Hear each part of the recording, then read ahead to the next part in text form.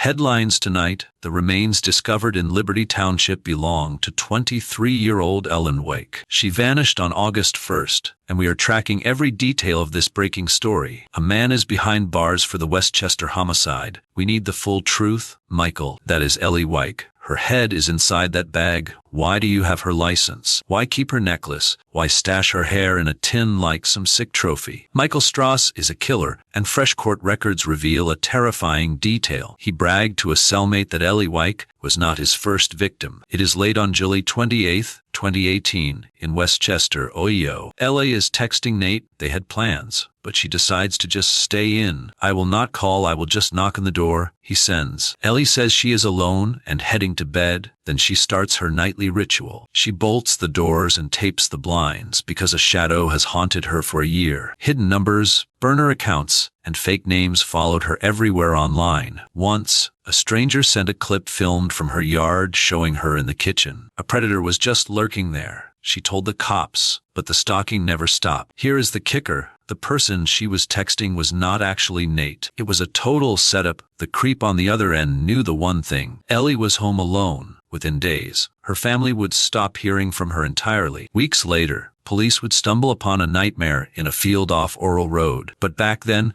nobody knew what really went down that night. Hey guys, let's take a breather. I'm dying to know where you are watching from. Tell me your city and the current time in the comments right now. Much appreciated. Keep those comments coming while I get back into the story. Everyone in West Ohio knew 23-year-old Ellen Wake simply as Ellie. Originally from Minneapolis, she moved to Westchester and eventually got her own place with her Jacone. Her family remembers her life as a vibrant mix of art, music, and nature. People described her as a creative soul and a total free spirit. She was always making jewelry, dancing, or filling up her notebooks with thoughts. She loved the outdoors. Her mom said she was always outside, even in fancy dresses. She was constantly planting flowers or digging in the garden. She even set up hammocks between the trees in the backyard. Nature was her sanctuary, and her future looked incredibly bright. She just got her cosmetology license, but by summer 2018, things turned dark. An anonymous person began flooding her life with twisted, obsessive messages. The harassment came from blocked ids and random usernames. Every social media app she owned became a target for this person. It went on for a year, but then it became a daily nightmare. Ellie was sure it was the same freak using a dozen different masks. Then, the whole situation took a much more sinister turn. Ellie got a Facebook message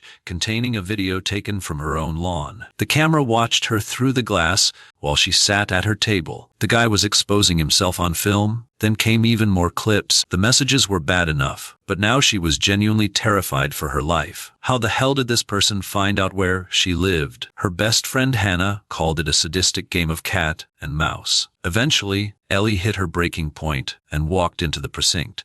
She handed over a list of hounds and digits. One name popped up, Mikey, or maybe just M. The detective leaned in. This ring a bell.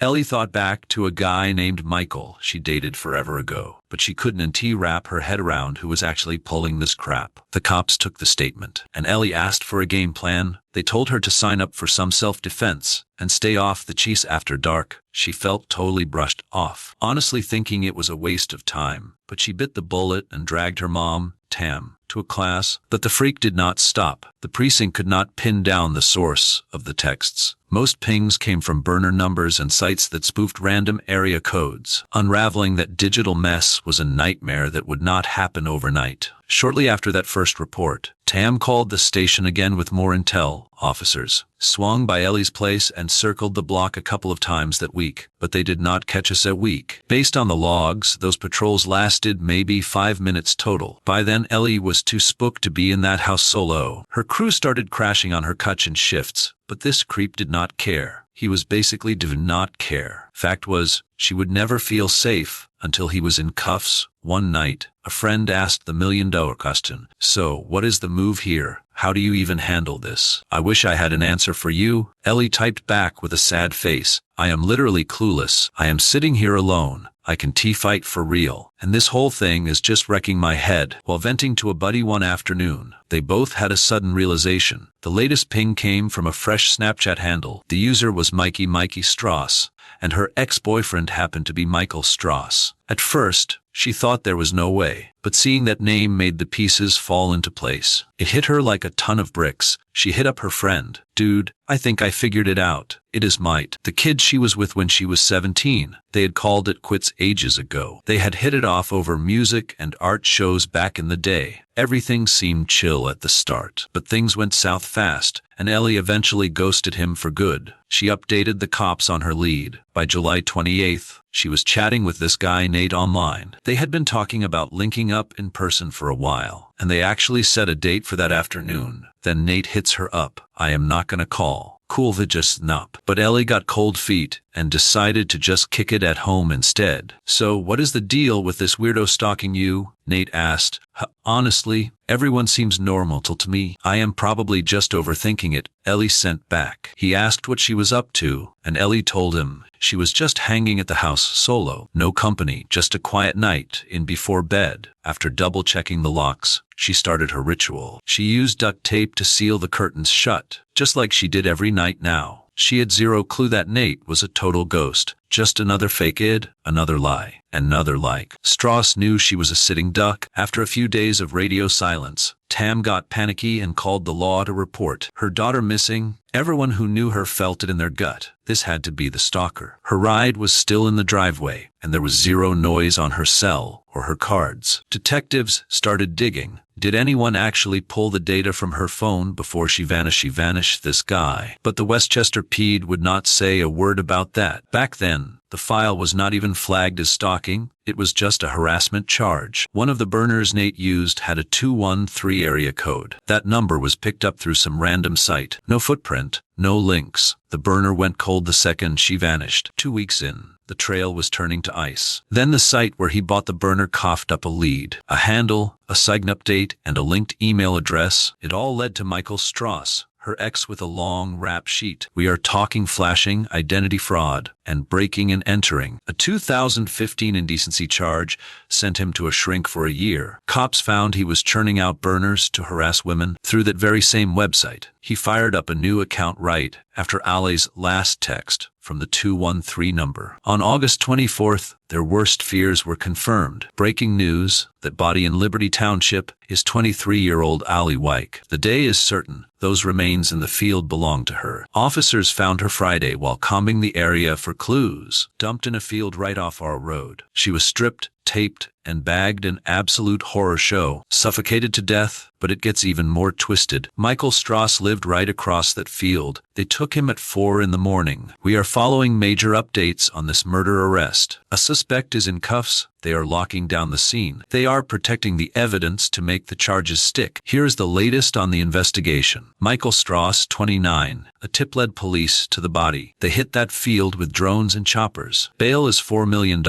He is not going anywhere. While he sat in a cell, they gutted his house. Every device was torn open and scrubbed for clues. Google records showed he had been making some sick searches. How long till a corpse stinks? He also tracked missing girls. He had been Googling Ali, and on July 18th, days before she vanished, he was researching the Cincinnati Strangler. He even looked up how to survive in the joint. Then he tried wiping his iCloud. Other searches mentioned assaulting runners and some truly depraved, illegal adult content. Detectives said his search history was too sick to go public. There was more: tapes of local women out for a run. He had been stalking them for months in parks and on trails. Recording women gives you a rush, does it not? Anywhere, really. Parks, sidewalks, just passing by. If I see someone hot, I hit record. Stalking from your car? Yeah, I assume so. Hands in the air, do it now. Got you on tape. Creep. They found even more on his phone. A saved screenshot from a map app with a mark right where they found her body. Michael stayed chilled to the bone. His story was pure fiction. He played off those searches as research for some script. He acted like he was some big-time Hollywood insider. It was straight-up psycho stuff. If he started acting weird, I was hitting the bricks. I was ready to walk, but then I caught her through the glass and started filming for a bit. I'm digging through Strauss's search history, and it's dark. There were hits for ambush Westchester joggers.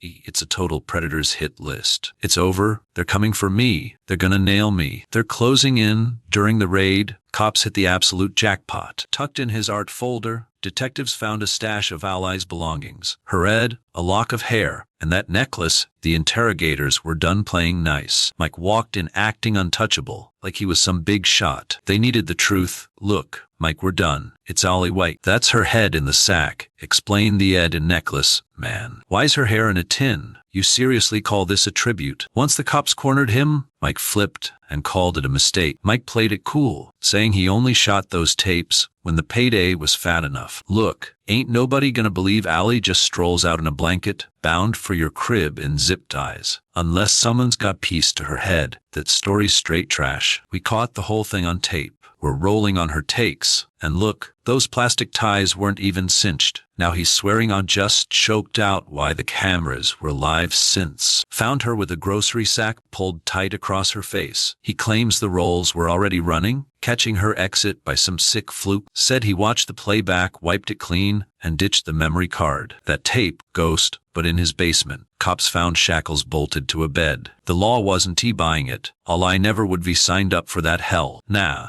The cold hard facts told a much darker story about her end. Cops figured Michael snatched her from home and dragged her to his yard. Now, Michael Anthony Strauss, 29, is finally getting hit with a murder charge. He's no stranger to cuffs. Butler County's got a rap sheet on him for days. But this right here, this is the heavy one. Murder. We gotta give it up for the folks in this town. Tips from the street and Allie's crew are what actually nailed this guy. Without that community love, we'd still be looking for answers. The boys in Westchester are the most dedicated pros I have ever known. But this beast was way too big for just one squad. We pulled in everyone, the feds, and the local sheriff's office. State rangers and a whole mob of agencies helped us move fast. The feds sent their head shrinkers from Quantico and the Major Crimes Unit. Their tech guys tracked every single digital footprint he left behind. Look at these photos of Allie. You can see her vibe right there. She was a total light. And check the rainbow in that shot. That light was sitting right over the ground where she lay. It popped up the second we finally brought her home. That scene gutted every cop there. The photos show exactly why. Finally home, just not alive. That is it. Strauss caught 9 felony counts. Murder and stalking, then burial. Tie-dye memories for her. Everyone brought their drums, memorial trees, and love. Another goodbye tomorrow morning. Light in this darkness. She was pure joy. Knee lips, Sunday memories. 100 people releasing. Letting all the pain go. Just saying thank you. Private family, deeply grateful. Total emotional roller coaster. Beautiful but bitter. Still hurts like hell. Messy police work. Mountains of evidence. Scarring every digital trace. Legal mountain grew fast. 800 pages submitted. Reconstructing her final moments. In the courtroom, defense spun a tale. Confessed yet still fighting. Fishing for more dirt. Shrink notes and files. Blaming her head space. Her mental state then. Maybe the pills killed. She was really struggling, all leading to claiming she ended it. Courtroom legal games, sadness an excuse, claiming she messed up, a fatal mistake allegedly. No actual proof, prosecution hit back hard. The body tells truth, no room. Their story was trash, just straight up offensive. To them, those arguments were just a way to pin the whole thing on the victim. That was a total non-starter given what the facts actually showed. They had a tox report showing exactly what was in Miss White's system when they found her. Whether she was depressed or anxious didn't mean a thing when it came to finding her killer. In the end, it never went to trial. The case was headed for the courtroom, but the jury never got to hear the evidence or see the witnesses. Michael Strauss flipped the script. He copped to killing Ellie, and that changed everything. It meant no big trial, no experts, and no mountain of evidence for a jury to see. Instead, they wrapped it all up with a plea deal, but that deal meant he walked away with a way lighter sentence. As part of the bargain, they tossed 6 of the original charges against Strauss. This was the deal between the lawyers. Pleas happened to skip the long trial and lock in a win. But for a family, a move like that is a total gut punch. On one hand, he admits it. On the other, the full truth never gets told in court. And during the sentencing, Michael spoke up, saying, "Please believe me, I never wanted to hurt a soul. If I could bring Ellie back, I would trade places with her in a heartbeat. My whole life was about building things, not breaking them. I failed society, my family, and most of all, I failed Ellie. I know I'll never live to forgive myself for what I did, and I don't expect anyone else to forgive me either. I am the victim here. This is a weight I'll carry for the rest of my life." Gully's dad, David, said God says forgive, but he didn't say when I'm just not there yet. During the hearing, Michael's mother stood up and spoke directly to Elias' family. Her voice was low and shaky, and you could tell she was struggling to even stand. She told them how sorry she was as the whole room went dead silent. Michael's mom said her heart broke for the pain and loss Elias' family was feeling. She admitted she could barely wrap her head around it, and the whole thing made her sick. She didn't hide her shock or how disgusted she was by the whole tragedy. Her words were short but heavy. It was a rare moment hearing from the other side, the mother of the man facing the judge for this nightmare. I ask that his punishment for stalking her and killing her be the absolute maximum. The judge gave him the max allowed by law. When the sentence was read, the courtroom went completely quiet. This was the moment the family waited for, but it wouldn't bring Ellie back. For most people in the room, the ruling felt like only half an answer. Despite the heavy punishment, it was still a brutal moment for her friends and family. They knew no court order could ever fill the hole she left behind. Michael Strauss got 17.5 years before he could even think about parole. 15 to life for murder, 18 months for stalking, and 1 year for abusing her body. The judge ordered those years to be served consecutively, meaning they all stack up. That adds up to 17.5 years minimum before he sees a parole board. Counting the time he already spent behind bars, he won't be eligible for parole until 2036. If they say no, he's stuck until 2041. When the judge handed down the time, he dropped a major bombshell. He said point blank, "This mess didn't check the boxes for life without parole under the current rules." So, his hands were tied. He made it clear. The law is the law, no matter how much people are screaming for blood. Even after the lawyers packed up and the trial wrapped, the why of it all is still a total mystery to this day. Nobody really gets it. What pushed Michael over the edge? Cops went digging for a motive, but nothing ever stuck. The D's office was just taking stabs in the dark. They figured he was just some sicko driven by twisted fantasies. That's the label they slapped on his behavior. Strauss was basically the writer and director of his own dark movie. This whole thing like a pulp thriller, but it feels way more like a straight-up slasher flick. That's the real night here. The real kicker. Ellie played by every single rule in the book. She listened to the pros and did her part, yet she still ended up here. Hannah, Ellie's closest friend, later tried to make sense of the wreck, feeling hurt and totally lost. For her and everyone else who gave a damn about Ellie, the ifs and buts are endless. And there are no easy answers. She just kept asking, where's the payoff? Where's the peace? She wasn't just talking. She was calling out the whole damn system and the detectives, questioning every bad call made while Ellie was still breathing and begging for a lifeline. Later, the brass at Westchester P started digging into how their guys handled Ellie's constant crossfurl. Once the dust settled, the chief ended up slapping one of the cops on the wrist. He got a 40-hour unpaid vacation because he didn't follow the manual. The report says Officer James Thomas basically ignored the paperwork on the big stuff. Plus, he totally blew off the investigation after Ellie came in on April 11th, 28th. That file had details that literally could have saved her life. The review board said Thomas needed to get moving faster and actually look at the facts. Doing his job might have helped the cops see the danger and actually protect the girl, but the files say he just didn't. They found some massive holes in the notes, too, like nobody even wrote down that Ellie's ex was named Michael. His name and where he lived weren't even in the system. They didn't even try to link the name Mikey or them alias. The videos and emails Ellie turned over never made the cover. That stuff was packed with evidence, but it never hit the official records. Then the report dropped another bomb. The cop forgot to mention he got an email from her on May 1st,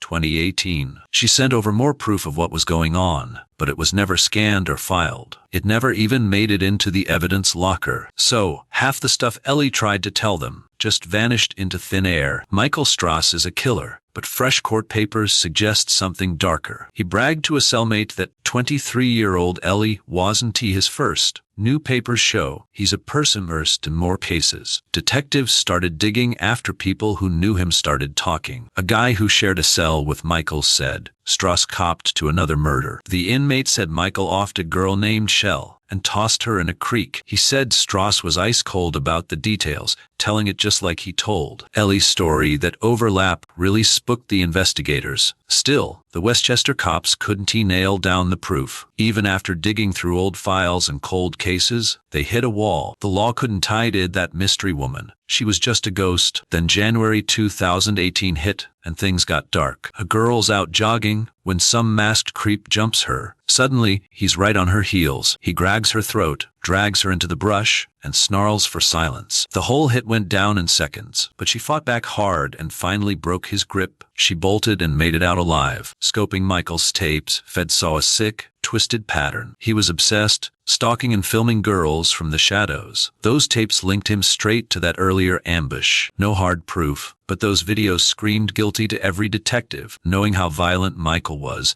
people started asking, how many others were there? Was Ellie just one chapter? Stalking stats in the States are a straight-up wake-up call. 13.5 million Americans get hunted every year. That's millions living under some creep's thumb or constant watch. 1 in 3 women and 1 in 6 men get stalked. In 94% of murders, the red flags were there. It's threats, stalking, or just never being left alone. Usually, the warning signs are screaming long before the end. A veteran cop once said something that haunted the squad. Stalking is just a murder happening in slow motion. Harsh words, but that's the reality of how things escalate. Tam said Ellie's always there, lurking in every quiet moment. She's haunted by what Ellie felt behind the plastic bag, tape on her neck, wrists bound, taking her final breath. Ellie Wake really left a mark on everyone. Her cousin's voice was heavy with that deep, quiet grief. They just wanted to bring some light to the darkness. Simple words, but they carried a lifetime of pain. The family was just grasping for any shred of hope. After she was gone, the whole world just felt colder. Honestly, there's no such thing as real closure. He meant that hollow feeling when answers don't bring peace. Even years later, some wounds just never stop bleeding. You learn to move, but the pain never truly leaves. People go through the motions and try to rebuild, but the loss follows you like a shadow in the room. To them, Ellie's family, not just another name in the news. She's still that girl with the dreams and the laugh, the one who sat at their table and shared everything. We'll see her again. This is just one long intermission. He whispered it, but you could feel his total faith. Most folks think it's over, but it's really just a long-ass pause before the truth finally breaks. When they finally pulled Ellie out, something happened the family still talks about. A rainbow's abound. Bright streaks sliced through the sky, cutting right through the dead silence of that crime scene. The sun cut through the overcast, putting a spotlight right on the spot she was found. Everyone there just froze. It felt unreal. Her folks knew right then it was a sign. Like she was watching, saying she was good and thanking them for finally finding her. They'll never forget that sight. The rainbow hanging over that quiet, empty field. The golden light, the stillness, and the moment the brutal truth finally set in. Since that day, they keep that one image locked in their minds. It's a reminder to look for light, even when the world feels pitch black, cold and numb, when a cry for help goes unanswered. Ellie Wake was 23 years old, creative, free-spirited, full of light. She planted flowers, filled notebooks with her thoughts, and dreamed of a future as bright as a rainbow. But for a full year before her murder, she lived in terror. A stalker followed her everywhere, online, through her windows, across every platform she used. She did everything right. She went to the police. She filed reports. She took self-defense classes. She taped her blinds shut every single night, just to feel safe in her own home. And still the system failed her. The officer assigned to her case never properly filed her evidence. Her ex-boyfriend's name, the very man now behind bars for her murder, was never even entered into the system. Critical emails she submitted, lost, never logged, never acted on. Stalking is not just harassment. It is a slow-motion murder. The chilling truth, spoken by a veteran detective, should shake us all awake. Every year 13.5 million Americans are stalked. In 94 of intimate partner homicides, the warning signs were there. Threats, surveillance, obsession. Long before the final act of violence, Ellie's story is a call to action. Believe victims, investigate thoroughly, treat every report as the emergency it truly is, because for Ellie, and for so many others, the system's silence was just as deadly as the predator at the door. Say her name. Remember her light. Change the system.